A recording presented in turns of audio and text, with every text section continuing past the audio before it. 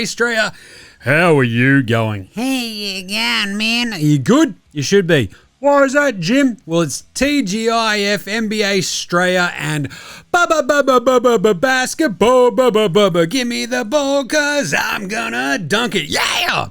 This is NBA Straya, brought to you by B&T Sports Analytics. It is Friday, February 13, all day. TGIF. Am I right? It is the All-Star break. I'm your host, James Clements, here in Larry Armour Studios, doing an All-Star preview. Fun show today because we're going to preview all of the All-Star weekend shenanigans. We've got some power rankings, the pre-All-Star break power rankings, all 30 teams. I have a lot of thoughts. Oh, really, Jim? Yes. Got some really good yeah-nahs, an Outback Takehouse, an unpopular opinion of the day. Looking in the Aussies.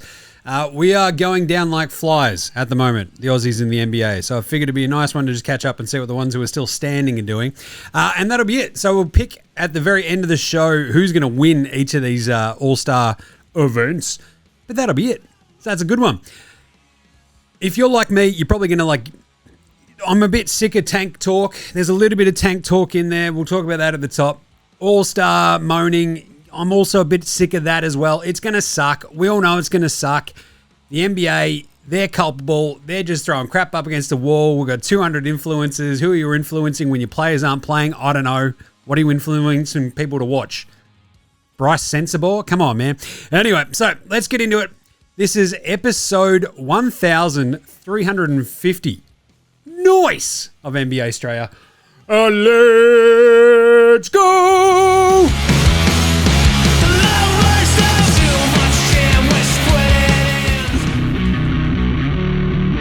G'day there, it's your old mate Jim here. That's right, doing some more spruiking because today's show is once again brought to you by the legends at B&T Sports Analytics. If you're an athlete or if you're the parent of an athlete perhaps and you want to improve theirs or your game, B&T Sports Analytics is here for you. Just head to their website, btsportsanalytics.com. Check them out on Instagram, all that good stuff. And what you can do, you can let them know what game you'd like them to watch, and they will do the rest. How good is this? They use in-person or virtual analytics to break down your kid's game and help you get to the next level. They work with basketball, AFL, soccer, netball, and golf athletes around Australia, providing holistic game-based feedback for athletes of all levels. It's awesome. I'm so on board. Watching the videos for these guys, the way they break it down, it is super duper awesome. B&T's team features consultants with experience from the NBA, NBL, WNBL, EuroLeague, AFL, A-League, Super Netball, and the PGA, who are ready to give professional grade feedback tailored specifically for you.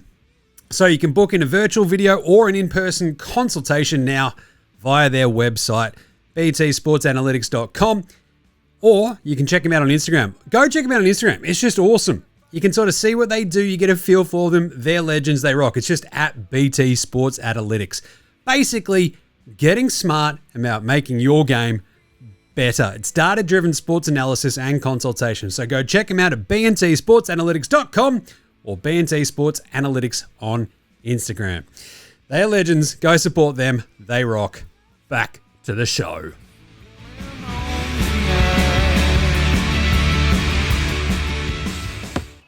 Watch out for the shark attack. You better. We better watch out for the Adam Silver attack. Watch it. If you're trying to tank, he's going to get ya. He is. Because that's where we start today's show with the daily. Oh, is it a whip around, is it, Jim? Yes. Overt behavior like this that prioritizes draft position over winning undermines the foundation of NBA competition, and we will respond accordingly to any further actions that compromise the integrity of our games, said NBA Commissioner Adam Silver. While fining the Utah Jazz, it's a soft J, $500 reduce, and the Indiana Pacers 100,000 shekels. Oh boy! Look, this is the thing I hit on yesterday's show. The one thing that'll stop tanking, you can fucking talk about your fucking stupid draft idea. I hate some of these draft ideas. You know what the fucking worst one is? The wheel one. Everybody's locked into a position for the next 30 years. Get fucked. Where's the fun in that? I fucking hate nerds sometimes, right? Like there's just, when you go and take like the sheer fun and drama out of something like a fun kind of crazy draft lottery and go, you're all locked in for 30 years. We're not, what? You're not a bank. Fuck off.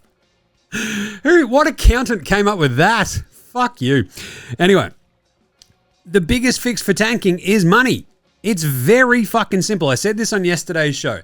The best way to avoid tanking is, hey, why the fuck do we not have prize money for every single game that you win? Why is half of the NBA owners' basketball-related income guaranteed to go straight to them, split 50 with the players, right?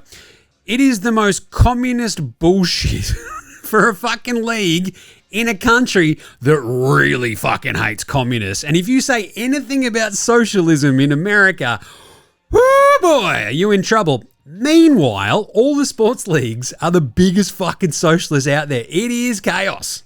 Absolute chaos.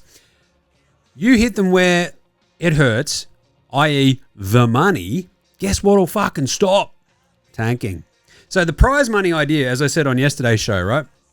Even if you're breaking it into tiers or if it's just game by game, like you have in tennis, like you have in golf, like you have in F1, right? You win a fucking race, guess what? You make a shit ton of money. You come second, it goes down, boom, boom, boom, boom, boom. Simple as this. We get to the end of the season. If you've won 40 games, maybe you've made an extra $40 million. If you've been shit and you're taking the piss and you've only won 22 games, that's $18 million difference. You know what every single fucking owner in the NBA is going to do at that point? Go, why the fuck did you put together this shit team that just cost me $18 million versus my fucking dickhead mate over here? They're all going to go spare. So, easy fix. The other one is just fining them into oblivion if they're tanking. And that's what Eldon himself has just gone. He's like, oh my God, we've got these rules. Maybe we should enforce them. It's like, really, Adam? Hang on a second. I've just got the machine over here. Let's fire it up. Ring-a-ding-ding-ding-ding-ding. Oh, duh! Yeah, no fucking shit. If you enforce your rules, guess what? They might adhere to them. Fuck me. It's the same with flopping rules. Every time. Every fucking time. Anyway, so this is a good start. This is Adam Silver getting out in front of all the bullets he's about to fucking just like cop from fucking reporters, right? And just all the slings and arrows about tanking, about all this other shit. And he's just like, I'm going to step in front of this right now and go, we're taking steps to make sure that tanking and the integrity of the game is never compromised. See? That's how this goes. This is why you come to NBA Straya. I'm not going to fucking sugarcoat shit. Hey, other good stuff, expansion. I'm not even wearing my Sonics hat today because, look, my beloved Patriots just lost to the Seattle Seahawks, and I'm just like a bit fucking wary of the Seattle gear this week. I am. If you're watching on YouTube, I'm wearing my, the 2001 NBA All-Star t-shirt. I fucking love this one. On the front, you've got KG, J-Kidd, what's that? Ray Allen, Grant Hill, Alonzo Mourning, Allen Iverson, Shaq, Timmy Duncan, Vince Carter, Gary Payton. Tell you what, make the All-Star game great again. Fucking yes. Anyway, but on here is obviously a beloved Sonic, one of my favorite players of all time, the glove, Gary Payton.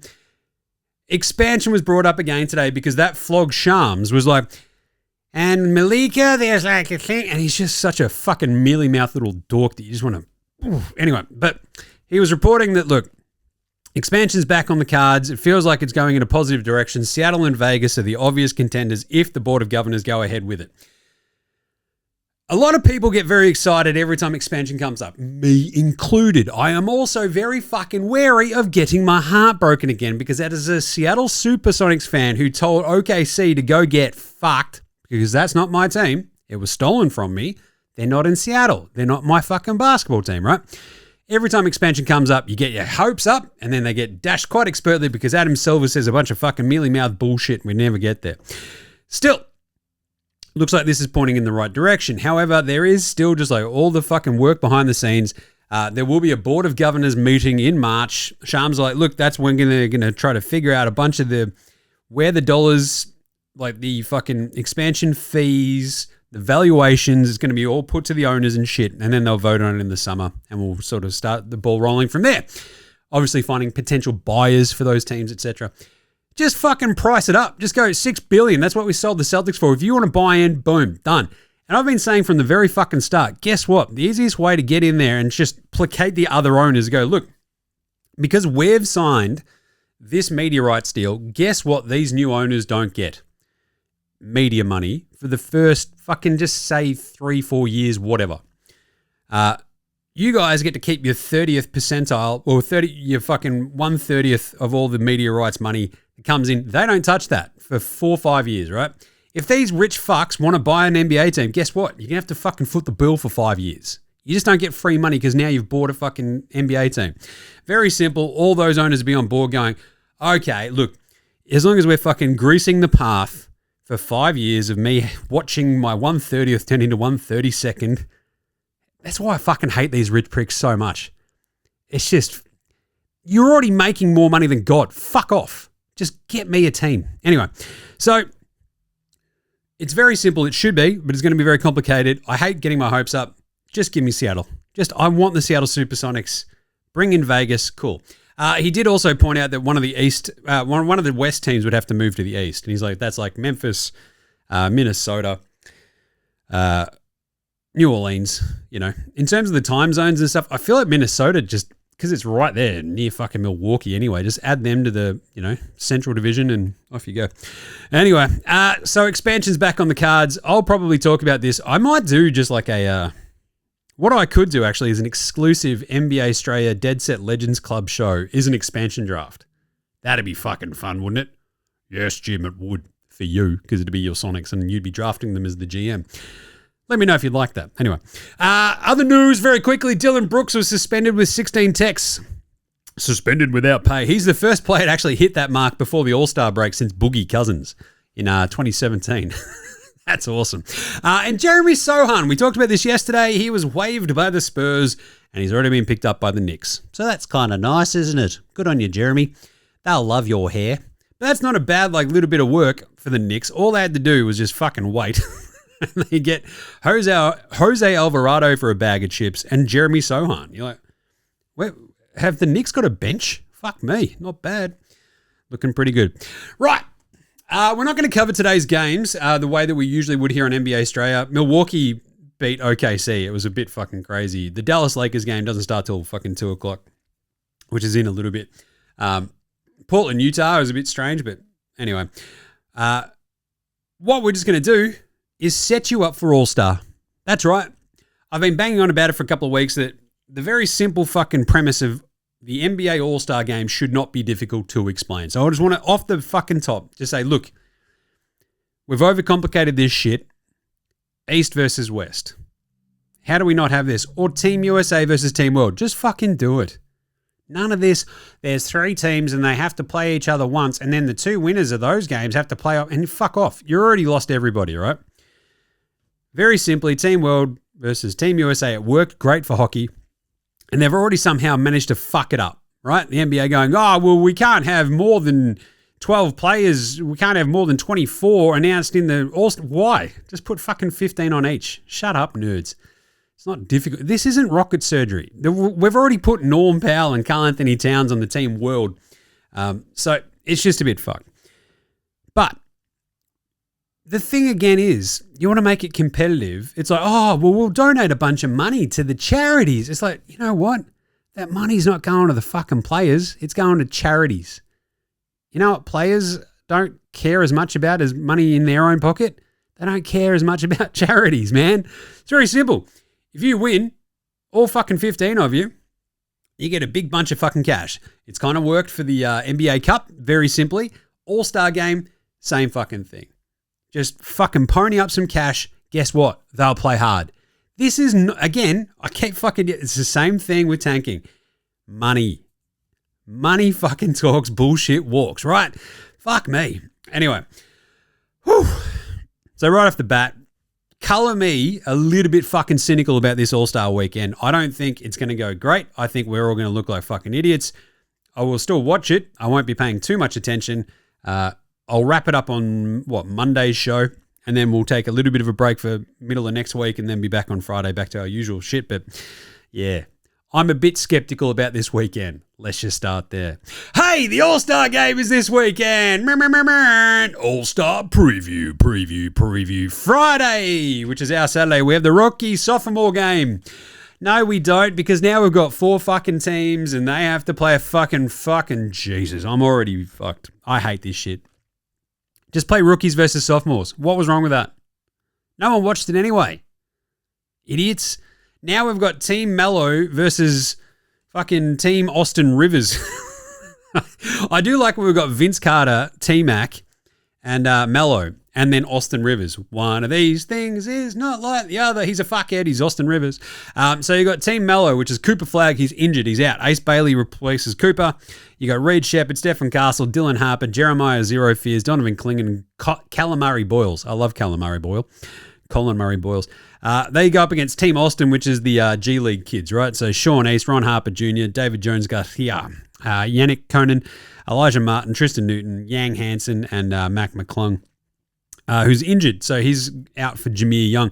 I like that Mac McClung was injured and he was like, filmed doing 180 dunks in the fucking gym. Anyway, so Team Mello should smash them. Then you got Vince versus his cousin T-Mac. So Team Vince is VJ Edgecombe, Derek Queen, Keyshawn George. I was saying Buzelis. Yeah, you got it there, man. Cedric Coward and Jalen Wells. Yeah, not sure about that team. Whereas Team T-Mac is fucking loaded. Connie Nips, Kalal Ware, Trey Johnson, Alexander Sarr, who's injured, AJ Mitchell, who's injured, Jalen Tyson from the Cavs, Zachary Rissache, Cam Spencer, and Bub Carrington. I reckon there's a bit more shit to that team. And obviously, so those 4 teams, you got Team Mello versus Team Austin. Winner of that plays the winner of Team Vince versus Team T-Mac. No one fucking cares. Great job securing Castrol for the Rising Stars Championship. Just play fucking sophomores versus rookies. What are we doing here? Then, the big All-Star Saturday, our Sunday. It starts early too, this. So just keep an eye on that because I think I've got pub cricket on Sunday. So I might be I've actually had to do this in the last, once or twice in the last few years of playing catch up and sort of like either that or just watching it on my phone at pub cricket while sinking tins, which is, to be honest, it's fucking fine because, once we get to I think it starts at 5 p.m. Eastern or some shit because it's in LA. So it might actually be 5 p.m. local time. Anyway.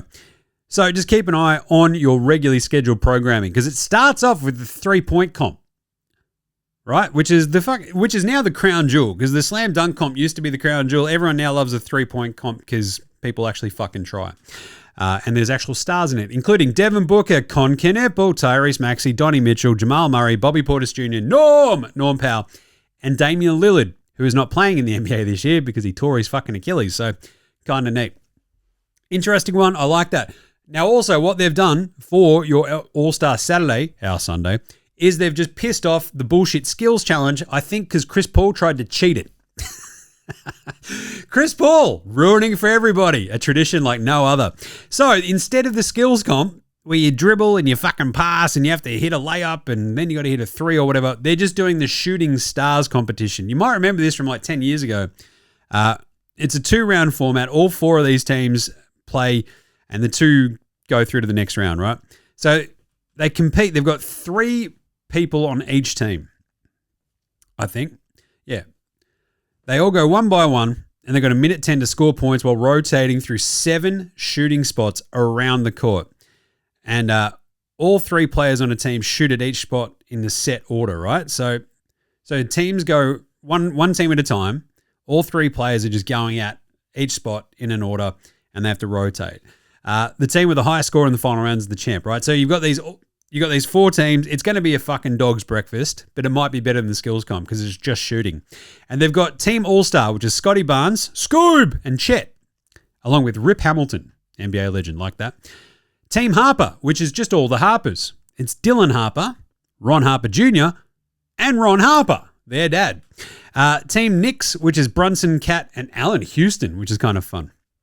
And the other one is confusingly named, if you're not from America, Team Cameron.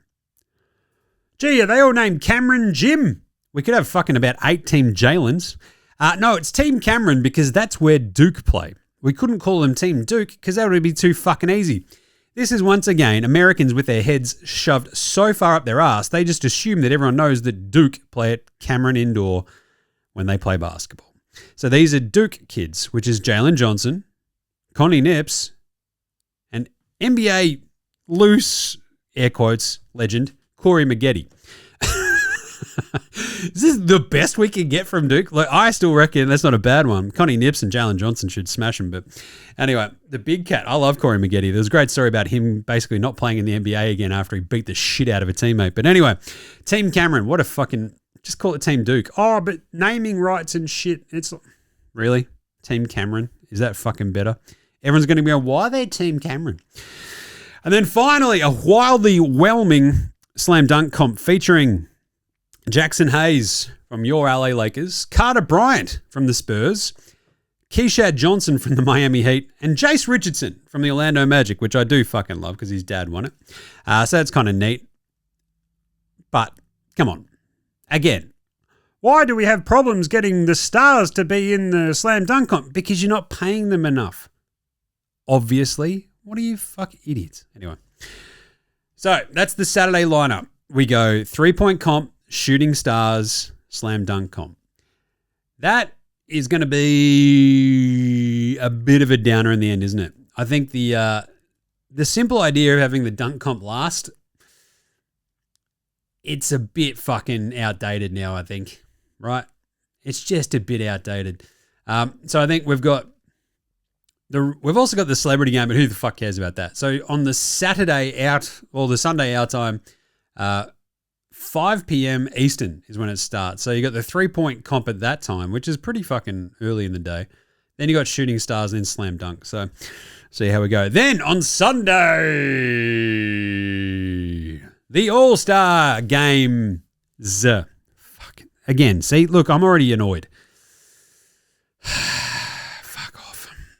Just, what are we doing? What are we doing? We have 3 teams. USA Stars, USA Stripes, and World. The first game will be World versus Stars. World Star! And then the winner of that will play Stripes. And then the loser of that will play Stripes. And then the championship between all of them will happen. So who's on each team now, Jim? Well, we've got a couple of movements here. Like USA Stars has stayed the same. We've got Scotty Barnes, Devin Booker, Cade Cunningham, Jalen Duran, Ant-Man, Chet, Jalen Johnson, Tyrese Maxey. Still reckon they should have gotten all the Jalens on one team. USA Stripes, we've got Jaylen Brown and Jalen Johnson. Still should have been on the other one. Steph Curry goes out injured, replaced essentially by, I don't know, you've got, what, Brandon Ingram, I think, came in for Steph Curry, so he's on that team. KD, LeBron, Kawhi, Donnie Mitchell, and Darren Fox is on that team now as well. He comes in for Giannis, who's out of the world team. Norm and Kat are now on the world team as well, right? So Norm, apparently his dad's from Jamaica. So there you go, he's on the world. So Giannis is out. Denny Avdia, Luka Doncic, he hasn't played the last couple of games for the Lakers. I don't know if he's going to play in the fucking All-Star game. The same goes for LeBron. Like, what are we doing here? So you've got Denny, Luka, SGA, Jokic. SGA's already out as well. Like, what are we fucking doing here, right? Jokic, Jamal Murray, Siakam, Kat, and Victor Wembanyama, and Norm Powell. Yeah, this is it's fucked. You know, like there's going to be too much downtime. We're changing fucking teams. Then you're going to be like, who's on this one? So just East versus West or fucking World versus USA. Expand the rosters to 15. This shit isn't rocket surgery. What are we doing? What are we doing? All right. That's the All-Star Weekend setup. There'll be bitching and moaning aplenty. I get it. I am an eternal optimist. I just want basketball to be better, right? If I rag on shit, it's from a good place. I just want the fucking product to be better. It's not fucking hard. Just stop pissing in my pocket and telling me it's raining, you know? Simple as that. Anyway, so it's going to be fun wrapping all that up on Monday's show. All right, let's take a quick break. Come back with some power rankings right after, let's say, this. This is Josh Giddey. G'day, this is Andrew Gaze. This is Jack White. This is Joe Ingles. This is Darcy Daniels. This is Chris Anstey. This is Matthew Delvedova. This is Shane Hill. You're listening to NBA Australia. And you're listening to NBA Australia. And you're listening to NBA Straya. And you're listening to NBA Straya. And you're listening to NBA Straya. You're listening to NBA Australia. And you're listening and watching NBA Straya. This is NBA Australia. Let's do it. All right, let's do it. Some pre-All-Star break power rankings. There's been a couple of movements in the old power rankings, mostly because I think this last week and a bit has been an absolute fucking shit show, right? There's been a lot of resting. The Kings can't fucking get out of their own way. The tank is on. And as I said the other day, we have a full third of the NBA basically going, we don't want to win from here on out. And we're not even at the All-Star break, which is why I need to fix this. This is why I need to keep fucking finding motherfuckers. So, the NBA, All-Star break gives us one little snapshot again. I like doing this, as I said the other day, doing the standings check. But power rankings is a hint different, right? This is usually if they played today, who would beat the next team? But we've still got them ranked in tiers. So, the very bottom tier, the very worst team in the NBA right now, they are your Sacramento Excremento Kings. That's right. The 12-44 Kings are in the tier called have lost 14 straight. Because that's how bad they've been, and they're not even trying to lose a lot of these games. They're just shithouse. It's amazing. The next, seriously, I love that they came into this season going, we're going to compete. Fire's a laser. And after giving up De'Aaron Fox for a bag of fucking chips, they're like, oh, yeah, we'll figure out, we'll get a shooter. He's the next guy up. And then he's already gone. And then you sign Russell Westbrook, and he's like, fuck, someone still wants to pay me to play basketball? This is great. I don't even know if they've learned Chinese yet. And so the Kings are 12-44 and an absolute fucking tire fire. Amazingly, they don't actually have the worst point differential in the NBA. That still belongs to the Wizards, who are amazingly not up next. The next tier at 29, the blight on the game tier. Your Brooklyn Nets. At least they're playing the kids, the Brooklyn Nets. But wow, have their games been shithouse. They are 15-38. Managed to lose to the Pacers, who are a tier above them anyway, because they've still got some dudes. But the Brooklyn Nets are just absolutely abysmal. And gave up on Cam Thomas, who instantly walks over to Milwaukee and starts lighting shit on fire. It's incredible. The fact that Sean Marks, oh, bro, I'm trying my hardest, Jim. Are you, Sean? Not getting anything for Cam Thomas is just franchise malpractice. What are we doing? At 28, the Washington Wizards. So they've already sat AD and Trey basically for the rest of the year. AD will probably try to come back at some point, and we'll have a big fucking brouhaha, but still. With Sarr being out and just a bunch of other shit, they're not great. As I mentioned, they have the worst point differential in the NBA, 10.9, minus 10.9. They've lost 3 more on the trot. Yeah, they're not doing great, are they, Jib? No. That's why they're a blight on the game. They're just young and shit. The Pelicans aren't young. They're experienced and shit. They're 15-41 now. They've actually won a few of these games, but they're still a blight on the game because having given up their first round pick for next year, Derek Queen had his awesome moments at the start of the season. Now she's getting a bit fucking janky. Trey Murphy goes off his head every so often. Zion, though, look, I've been fucking yelling about this for years. His game is exactly like his diet. It's empty fucking calories. He doesn't help you win. He doesn't play enough defense. He's just banged up. He gets his points. He gets some fucking rebounds, but not enough. Prove me wrong, Zion. Prove me wrong.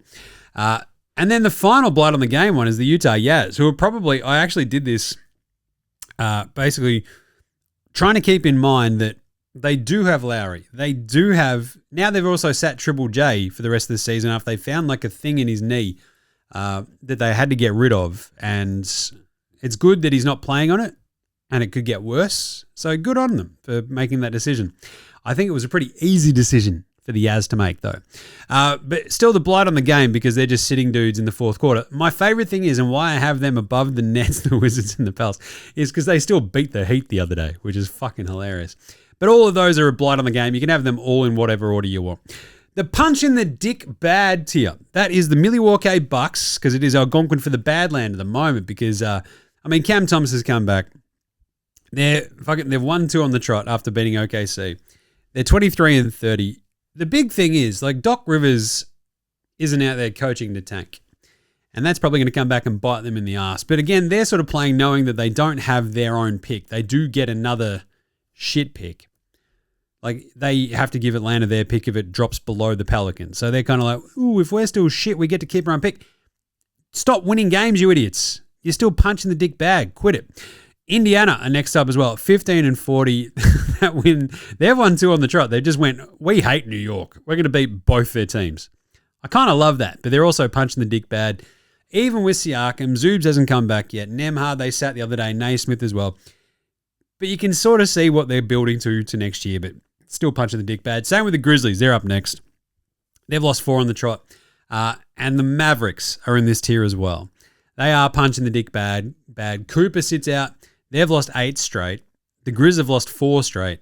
And this is a bit of a race to the bottom for both of these teams, right? Because the Yaz are on 18 wins. The Mavs are only on 19. And the Grizzlies are only on 20. So this goes back to my point about there's 10 teams that have just given up on the season, essentially. That's your 5 in the West. The Grizzlies, the Mavs, the Utah Jazz, the Pelicans, and the Kings. In the East, you've got the Wiz, the Pacers, the Nets, the Bucks, and I'm about to mention the Bulls. They've all just gone, ripcord, we're out, peace out. Milwaukee trying a little bit of is pretty funny, but they're just so bad. Like, what are we doing? Cam Thomas, green light is the best way to tank, but they've won 2 games. Anyway, the Grizzlies and the Mavs punching the dick bad. It's barely their fault, but here we are. The Mavs might win today and prove me wrong, but still, it's just all a bit fucking shitty, right? So, the Grizzlies, 20-33. The Mavs, 19-34. Again, race to the bottom. Punch in the dick bad tier. Now, the next tier in the power rankings is the play-in friends. Oh, play-in friends. Yep, teams who are going to be in the East play-in. Maybe. Because there's one team above them, well, who's in the play-in at the moment that I've got, above them in this tiering. Because play-in friends right now, at the bottom of that is the shithouse, moribund, dumbass Chicago Bulls, who have lost 6 straight, have gone 1-9 in their last 10, and only belatedly realized that they should fucking tank because they are run by morons. Absolute fucking morons in charge there, right? 24-31. They came into the season going, oh, yeah, we can contend for a play-in spot. Got halfway through the season, went, let's get like Colin Sexton and Anthony Simons and have 87 guards and give up Ayo Dosunmu and our man Kobe White and Vooch and get no firsts in return. Just amazing brain genius work there from one of the play-in friends. The Atlanta Hawks are also a play-in friend. They're 26-30 and have lost 3 straight. And just look, they've made so many different changes that it's kind of difficult to figure out what they're trying to do now. And you can see just Quinn Snyder getting angrier and angrier and angrier as they're figuring this out. But also, they have like a fucking plum draft pick this year, so they're fine. They're just like, whatever for this year. We'll see how we go. But they are one of the play-in friends. The Miami Heat are the other play-in friend. They're 29-27, actually above 500. Where Bam, Hero, Norm, like there's this talent here, but Hero can't get healthy and stay healthy. Where keeps falling in and out of favor. It's all a bit fucky. The Heat play-in fodder once again, right? And the other one is the Orlando Magic, which just hurts my fucking heart. But the way they lost yesterday just still blows my mind. 106-106. Paolo bangs a dunk off the back rim, and they go on to lose to the fucking Bucks. Unbelievable gear. 28-25. It's going to take a bit of an effort for them to actually jump back into the top 6. Orlando are my most disappointing team this season by far. They are currently one of the play-in friends because above all of those teams is the greatest team ever tier, which includes my beloved Charlotte Hornets. There we go. I'm wearing the hat today. They are absolutely fucking awesome. Jim, they're 9th and they're 26 and 29. Yes. But they won 9 straight. It was awesome. They've gone 9 and won their last 10. Connie Nips is about to take over the entire All-Star weekend. We've seen this before. I love it when a rookie takes over an All-Star weekend. Kyrie was the best, right, in like 2014 or whatever. But still, Charlotte are electric. The fight they had against Detroit, love it. You need some shit to you. And that's what the Hornets have got. It's all run and gun. It's all fun and gun. It's all fun and run and gun as well until someone gets hurt. And guess what? You got to try to hurt somebody at some point. The Hornets' defense is still a bit fucking shitty, but they've got it down to 113.8 per game now, which is not exactly horrible. Like, it's better than the Sixers. It's better than the Magic. They're doing okay. Let's go Hornets, the greatest team ever. That's their tier.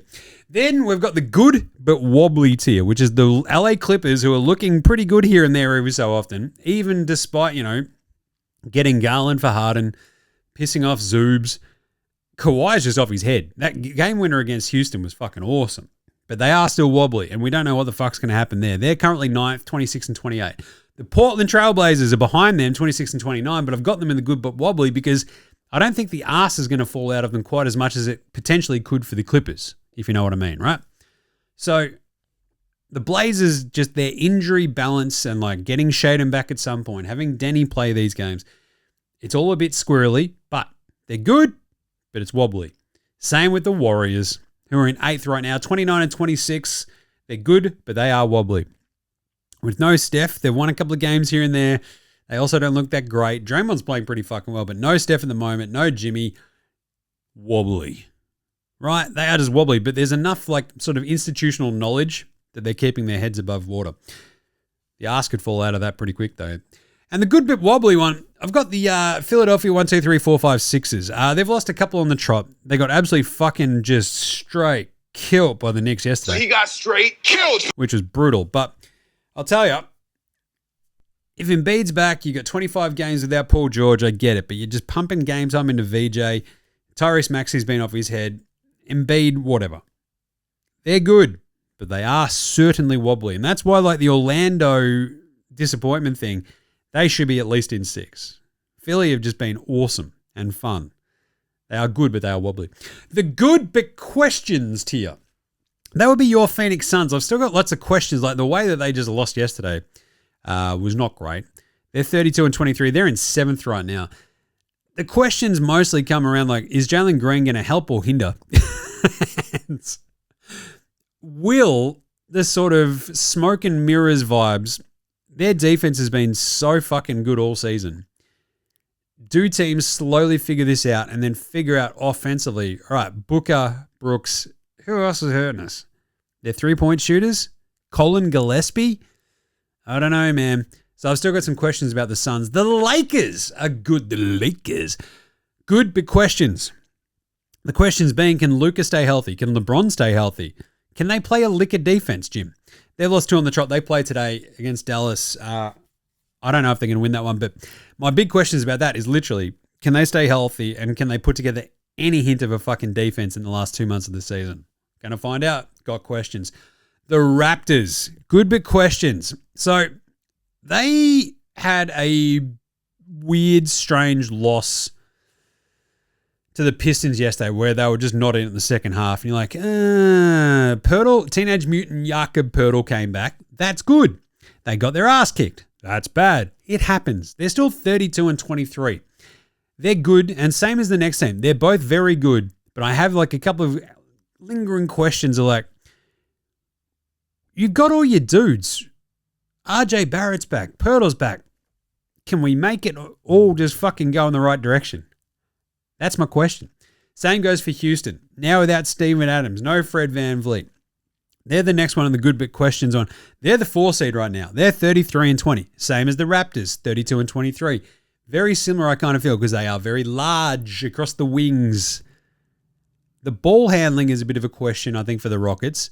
KD, like their entire plan, it seems, in fourth quarters is like, Kevin Durant's here. That's not a plan. What are you doing? LP Şengün goes off his fucking head sometimes. You're like, I don't know what's happening here. I have some pretty glaring questions about the Houston Rockets, and the fact that they haven't already got Chris Paul on this team worries me. Go get him. The pretty good tier. Welcome back, Cleveland. Wait, the Raptors are 32 and 23 in the 5 seed. Cleveland are the 4 seed right now. 34 and 21. They get James Harden. They've gone 9 and 1 in their last 10. They've won 5 on the trot. They're pretty bloody good now. Like, this has been without Mobley this week as well. Harden has a really fucking good predilection for making big men look awesome. He's made Jared Allen turn into fucking Shaq 2.0 all of a sudden. They look great. They're pretty good. We need a little bit more of a track record before I start bumping them above any of the teams above them in this list though, right? So they're 8th overall in my power rankings here. They are the 4 seed, so that kind of all makes a little bit of sense. Next up though, we've got the Knicks. Jose Alvarado, masterstroke. Love that. He's the most Nick who ever nicked. 35 and 20, looking good heading into the All-Star game after an absolute shellacking of the Sixers, despite the horrible loss to Indy the day before. But that's why I sort of chucked them behind Boston. Boston have these like little moments. They're 35 and 19, so they're half a game clear of them in the standings. Boston, pretty good. Pretty good. The fact that they're the 2 seed of the All-Star break blows everyone's minds, blows my mind. Joey Muzz, Jim, we're going to fucking watch The Town, bro. But then I'll discover there's a new fucking like Ben Affleck, Matt Damon movie. It's not about Boston, bro, but it is called The Rip, and it's fucking sick, bro. It's like, okay, Joey Muzz. 35 and 19, really good point differential, plus 6'9". Nice. I still have like, a couple of lingering queries, but the fact that I'll ideally get Tatum back at some point, maybe. They've just been so fucking good. Got him ahead of the Knicks just by a tick. Then in the end of the pretty good tier, in number 5 overall, your Minnesota Timberwolves. I fucking love the AO ad. He's so good. He's going to fit so nicely for them. They're 34 and 22. They've 1-2 on the trot. They're going to be making a run at the top 4, I reckon, the back half of this season. They're only a half game back behind Houston right now. Love them. If Ant-Man has a really good all-star break and like gets a bit of shit to him, he'll spend a bit of time with these guys, realize he can kick their ass, and just watch them in the back half of the season. They're my fucking keep an eye on them hardcore team. Then we only have one more tier because OKC used to be in a tier by themselves. Oklahoma City no longer owns the best record in the NBA. Just saying. So at the end of the really bloody good tier, I have the Denver Nuggets, who are 35 and 20. Keep having just the odd game every so often. You're like, what the fuck was that? What the hell was that? What was that? What the hell was that? Like the Cleveland loss. And you're like, Denver, you should win that game. What are you doing? They're 5 and 5 in their last 10. The thing is, Denver, like getting their dudes back. Aaron Gordon still a ways off, but getting Christian Brown back, getting Cam Johnson back to go with Jamal, go with Jokic. Point in the right direction. Might be a bit of a mid-season sort of like miasma, but they're still 35 and fucking 20. They're really bloody good. They've still got Jokic. It's going to be fine. The fact that they're still the 3 seed after missing Jokic for the best part of a month is fucking, that's how really fucking pretty good, bloody good they are. Number 3. We are going to go, look out, the Oklahoma City Thunder. Jim, what are you doing? There are 2 teams right now playing better basketball than the Oklahoma City Thunder. They don't have SGA. J-Dub can't play back-to-backs. Chet, sure. They're 42 and 14. They're amazing. Their point differential is still plus 11.7. They're fucking unreal. But they have gone 5 and 5 in their last 10. I can't have them above a 6-game win streak San Antonio Banderas Spurs, who are just fucking flying right now. Wemby's first half, the 37 points first half the other day was absolutely stunning. And OKC can't be top fucking 2 right now, behind the Spurs. And your number 1 Detroit basketballing Pistons, 40 and 13. Still the second best defense in the league. 8 and 2 in their last 10. Absolutely cooking fools right now. Pistons are number 1 right now in Jim's pre-All-Star Power Rankings. And it's also kind of like, because they got into a fight, I'm kind of here for it. You got to be the bad boys. You got Beef Stew. He comes charging in. He wanted to fight Miles Bridges. They were going to go number one, I reckon, even before that, but then they were number one with a bullet after they decided to try to beat the fuck out of that piece of shit, Miles Bridges. Double thumbs up from me, mate, Jim. So, yeah, pour one out. The Spurs look awesome. Don't get me wrong, OKC, just a little bit fucking wobbly. They just don't have any healthy dudes half the time, but there we go. 42-14. The Pistons, 40-13, a better winning percentage. They're the best team in the NBA right now as well. Head of the Spurs, head of OKC. So, from the bottom, Sacramento have lost 14 straight tier. Next tier, blight on the game. Nets, Wizards, Pelicans, Jazz, in whichever order you want. You could probably bang the Jazz all the way down to 29 as well because they're taking the piss. Punch in the dick bag. That is Bucks, Pacers, Grizzlies, Dallas. Chicago basically straddled the line here because they're the play-in friends. They're not going to be in the play-in, but they are one of the play-in friends. The Hawks, the Heat, and the Magic. The tier that has a single team in it this time, the greatest team ever, your Charlotte Hornets. The good but wobbly tier, Clippers, Portland, Warriors, Sixers, good but questions, Suns, Lakers, Raptors, Rockets, pretty good tier, Cavs, Knicks, Celtics, Wolves, really bloody good tier, Nugs, Thunder, Spurs, and Pistons. You'd love to see it. All right, let's take a quick break, come back with some yeah-nahs and some fun shit right after we do this, I reckon. This is Cam Glidden. This is Anthony Drimmick. This is Mitch McCarron. This is Jason Kadee. This is Daryl McDonald. Hey guys, this is Hugh Greenwood. Yo, what's going on? This is Illy. This is Mark Worthington, or commonly known as Wortho, and you're listening to NBA Straya. You listen to NBA Straya. And you're listening to NBA Straya. And you're listening to NBA And you're listening to Straya. NBA Straya. You're listening to NBA Straya. And you're listening to NBA Straya. You're listening to NBA Straya. All right, let's do some yeah-nahs, who, along with the rest of today's show, is brought to you by our mates at B&T Sports Analytics. That's right, if you want to take you or your kid's game to the next level, you want to get around our mates at B&T. Their expert consultants are ready to help you improve, so book them in today.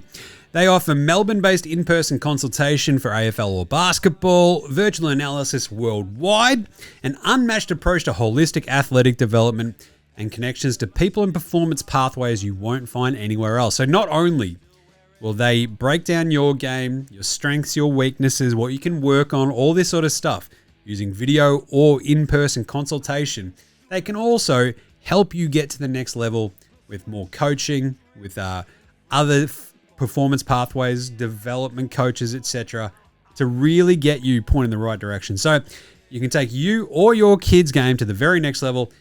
Just check them out. B&T Sports Analytics. So it's btsportsanalytics.com, or just find them on Instagram, BT Sports Analytics.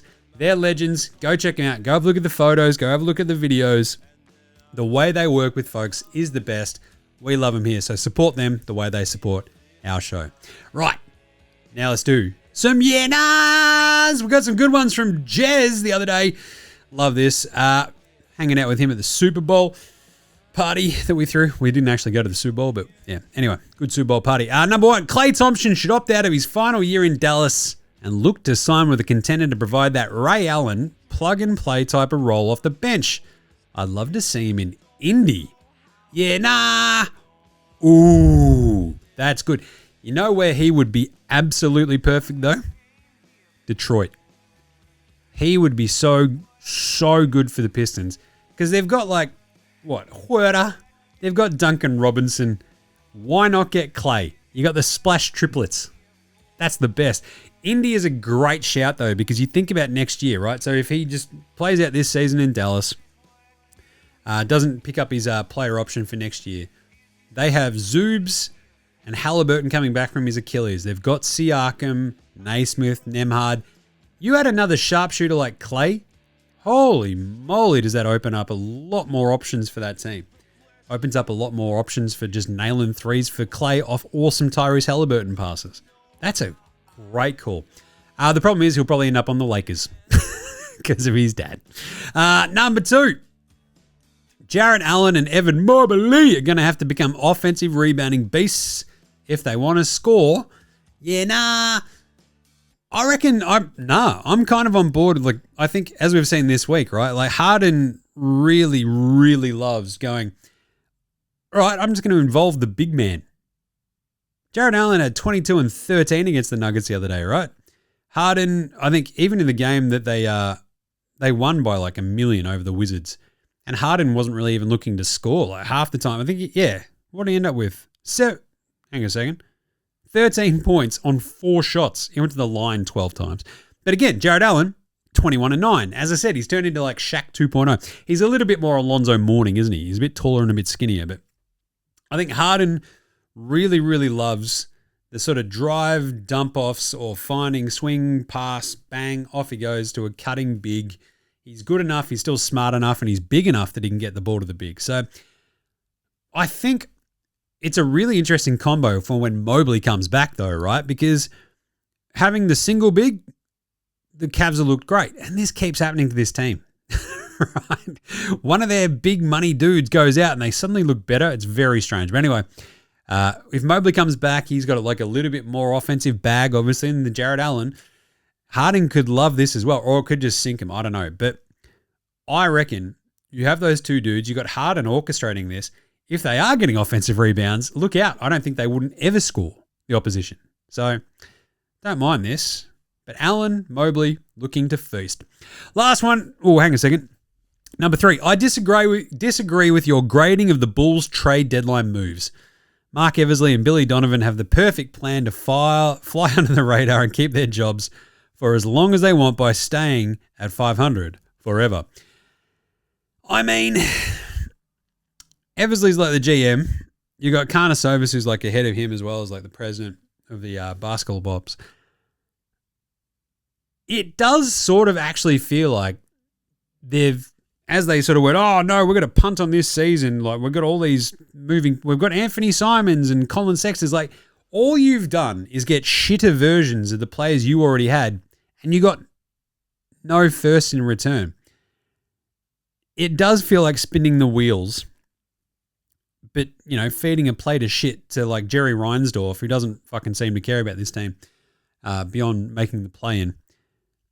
It is a good idea to keep flying on the radar, but Bulls fans are just incensed by this team non-stop being just wildly mediocre.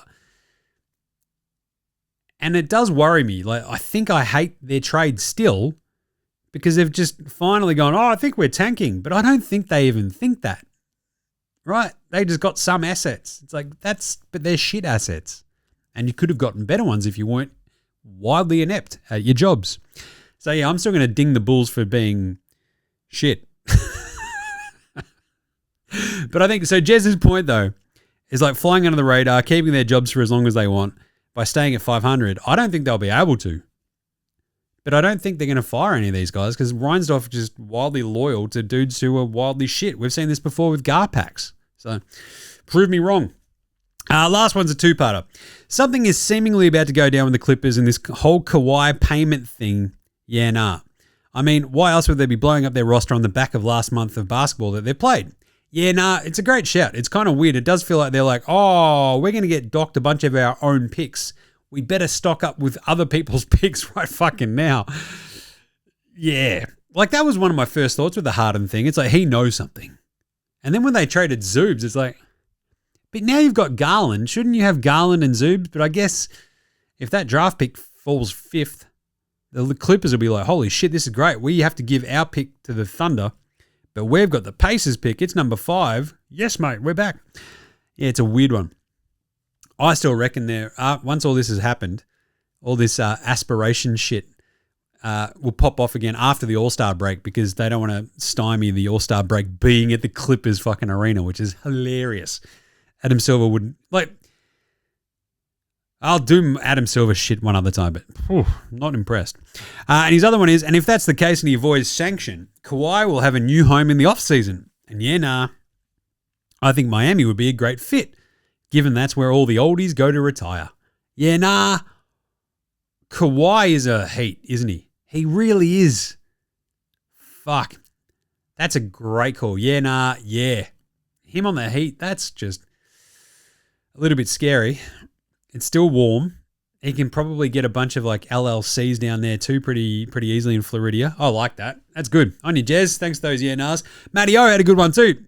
Jim, I was born and raised in Sydney, live in Wollongong, but in my 20s spent 3 years in London. Can I play for the world team now in UK basketball? Yeah, nah. Fox in and Norm moved to the world team. Seriously, what the fuck? All-Star is a joke. Yeah, nah. Yeah. Just call it Team World, Team USA. Fuck off with the rest of this, you idiots. They've fucked it. They've fucked it. Anyway, unpopular opinion of the day, very quickly. Now look at me, please. Look at me. Look at me. Look at me. Tanking is a real problem in the NBA. I am sick of hearing about it, but it is a real fucking problem. Very simple, Jim. Why is that?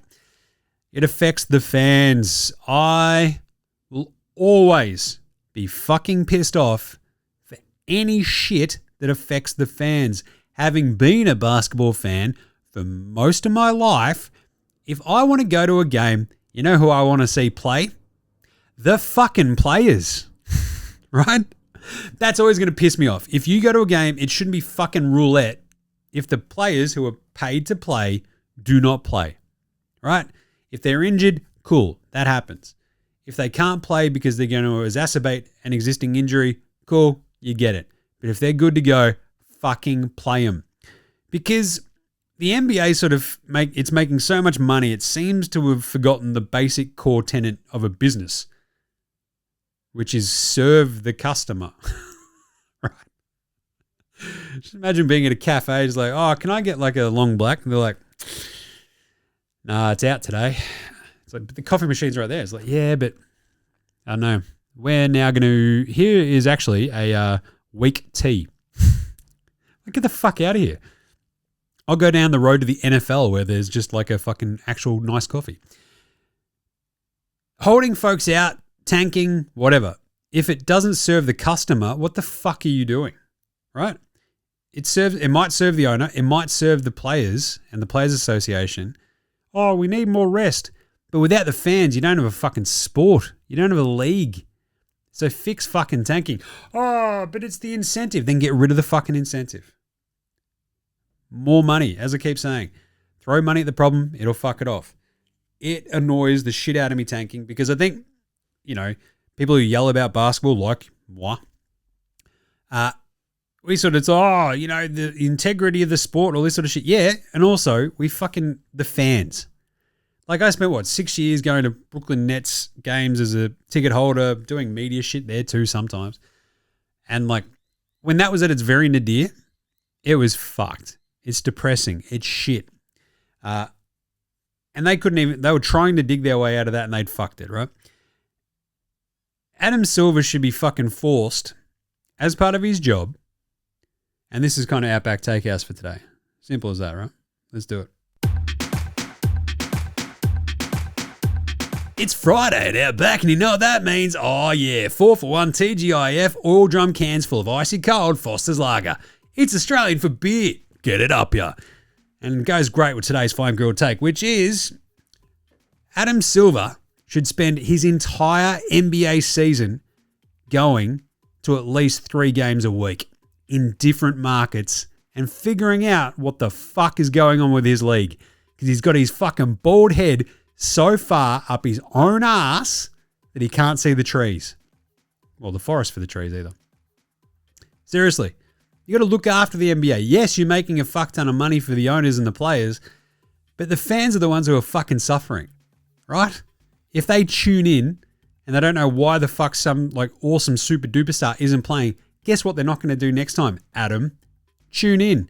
You know what a kid and his fucking dad might do if they buy tickets to go to a game? Rock up and the fucking 3 stars on the team are just not playing? Guess what they're not going to do next time, Adam? Buy fucking tickets. This isn't rocket surgery.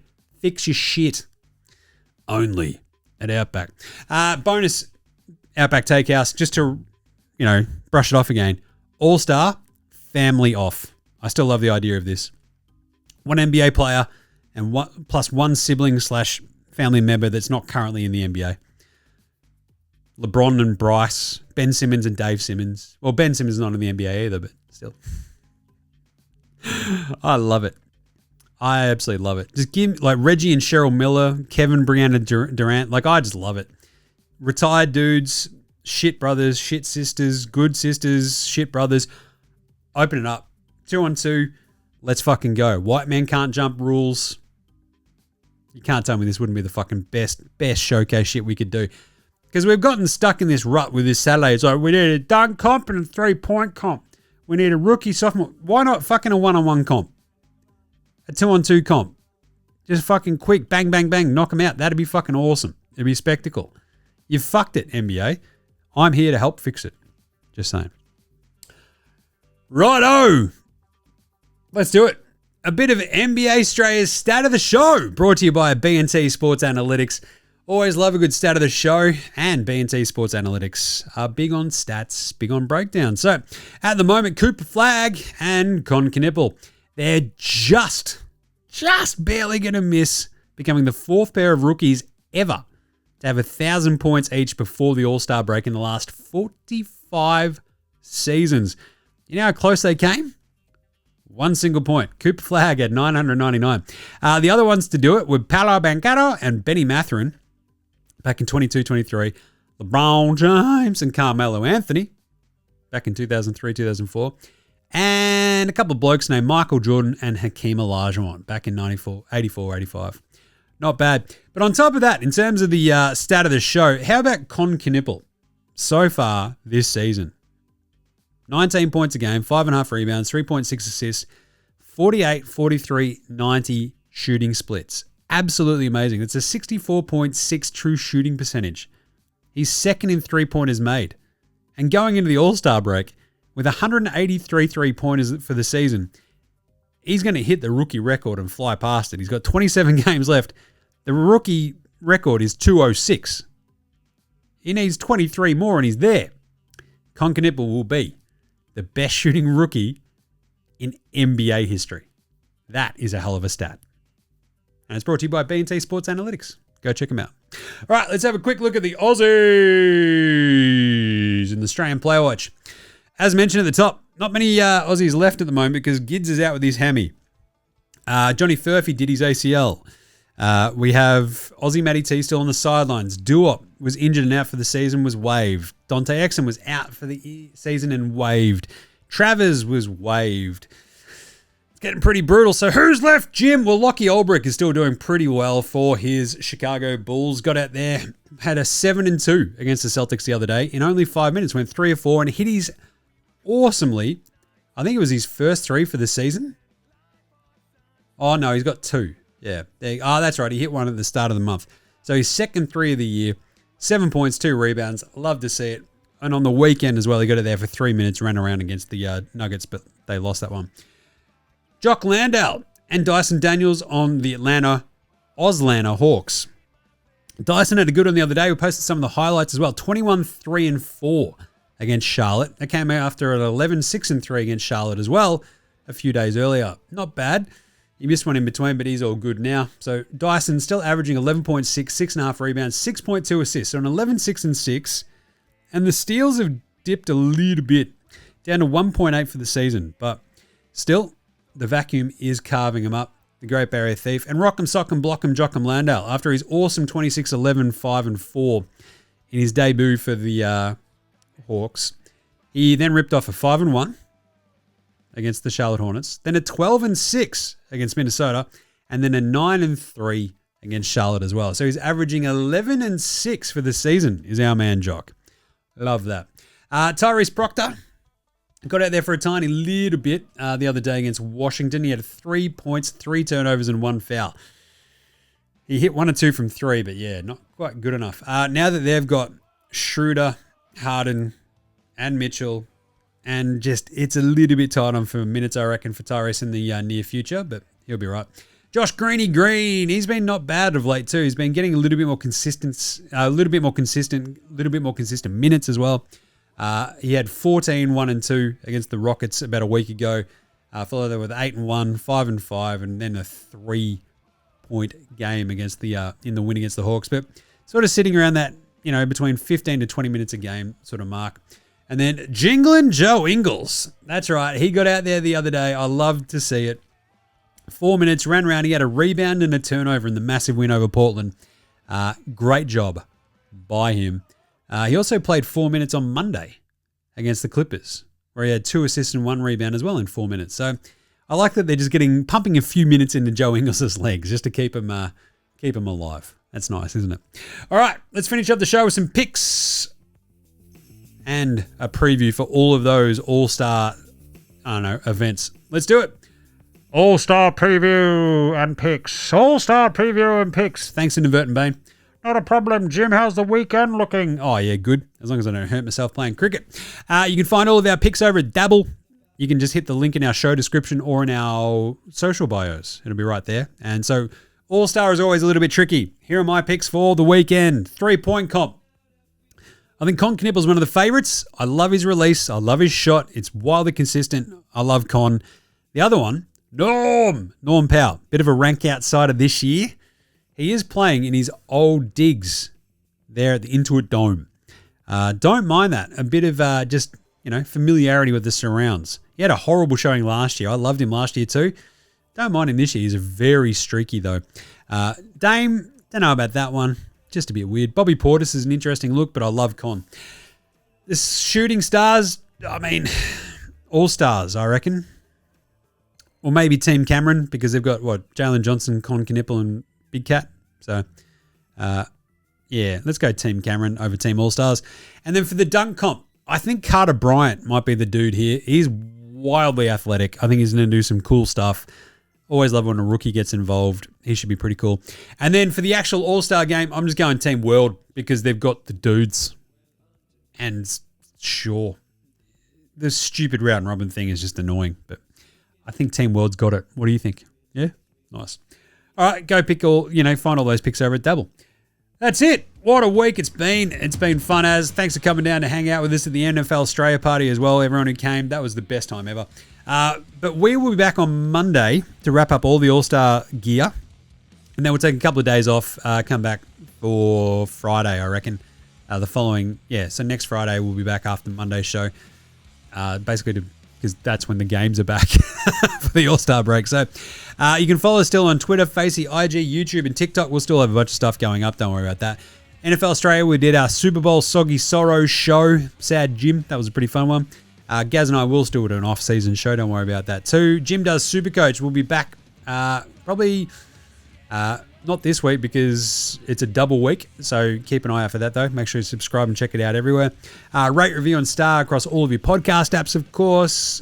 Get around, obviously, our friends at B&T Sports Analytics supporting the show. Go check them out on Instagram or their website. If you want some coaching, if you want a bit of analytically driven data to get you better, there you go to, guys, right there. Go check them out, B&T Sports Analytics. Big thanks always go to From Oslo for the intro and outro song. They rule. So to Househats, Joshua De Laurentiis, Fascinated Goldmine, Ramshackle Army, Iowa, Sex Shadow, Green, and Dozers. They're behind all the tunes you hear through on the show. So smash them on your music streaming platform of choice. You can buy us a coffee as well. Help support the show. I mentioned the Dead Set Legends Club earlier. That'd be a pretty fun one, actually. So if you want to go do that, you can go to buymeacoffee.com/NBA Straya. The link for that is in our show description or our social bios as well. But that's it.